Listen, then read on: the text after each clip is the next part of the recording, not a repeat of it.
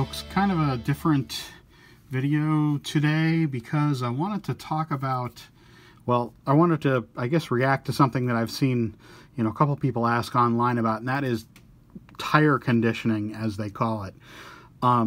Putting things like WD-40, for example, or some kind of tire oil on tires. Now, it can result in very sticky tires. We have a NSR tire here that I just pulled off of this car. This is a Cup car that I got years ago, and a friend decaled for me. Thank you again, Sammy. It's one of my prized slot cars, one of the very few I haven't raced. Now this car I got about the same time, I believe. And this is a car I've actually raced at our club. And so, if you're not familiar with NSR, and some people are not, rubber tires, they make really great, squishy rubber tires. They're kind of the consistency of hard chewing gum or medium chewing gum. Anyway, it's sticky stuff, really grippy. And personally, I really prefer rubber tires. Well, for a variety of reasons. Silicone tires probably are the most consistent and easiest to use at a club because they're not easily treated. I was talking about this with Steve Sautel the other day, and it's really it's a lot easier to police silicone tires because you can't really do much to them. Rubber tires, on the other hand, you can do all kinds of unspeakable things to. One of which is put WD-40 on them, and that will soften them up. What will happen, though? Well, I'm going to show you. This is, like I said, this is the NSR stock tire I just pulled off of this car. And this car is years old. This car right here is years old. I've had it for maybe 4 years, at least. And this tire I just pulled off of it. It could not be stickier. You want to race this tire. Feels really good. This car, like I said, got about the same time. I had raced this car extensively at our club. I treated this car with WD-40. Let's try to take the tires off, shall we? That's not coming off. What about the other one? Yeah, same. What about the fronts? Oh, look. The fronts are still sticky. The fronts are still... You can still pull them off because I didn't treat the fronts, obviously, because who wants their front tires to stick? So let's use this and try to get the tire to come off of the aluminum wheel. And as you see, it doesn't want to come off. It's coming off in big chunks. Obviously, these wheels are kind of screwed now, so I don't care if I bend them.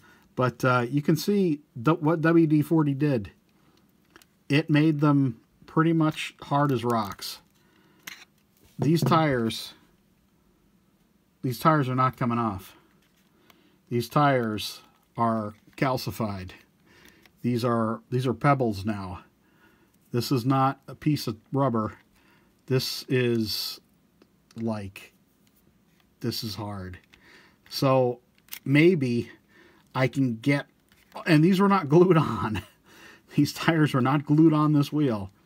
They just got that hard and constricted around the wheel that these wheels are pretty much garbage because, yeah, the WD-40 penetrated into the rubber, these nice soft rubber tires, and pulled all the oils out and made the tires so hard that they're essentially trash now.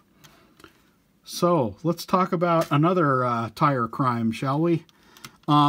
Years ago when I worked for Carrera, I started hearing about a problem that it was very hard to put my finger on because at that time I hadn't really seen it personally very much.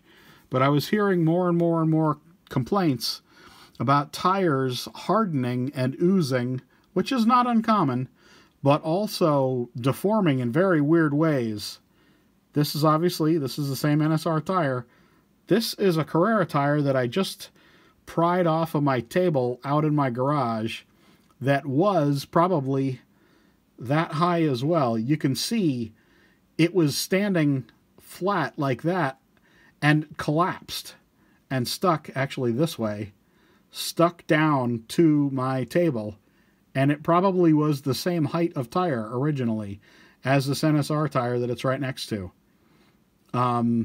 So if you got any old Carrera cars that you haven't done anything with in a while and left them in the box, you might want to check them, because this is an FXX. This is one of my favorite, or 599, yeah, 599 XX.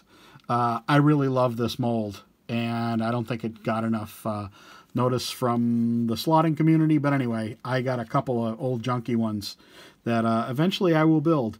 You can see there's shine on these now. This is like oozed beyond belief and got crazy and yucky, and it's deformed so badly on all of these tires, on all of the wheels.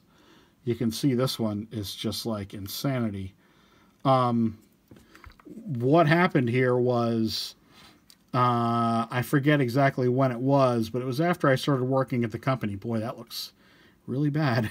After I started working at the company, we started to hear about this, and then I talked to the guy that I would talk to in Austria about these issues, and he told me, yeah, after a long time, it was months, and he finally discussed it with me because he was figuring it out too.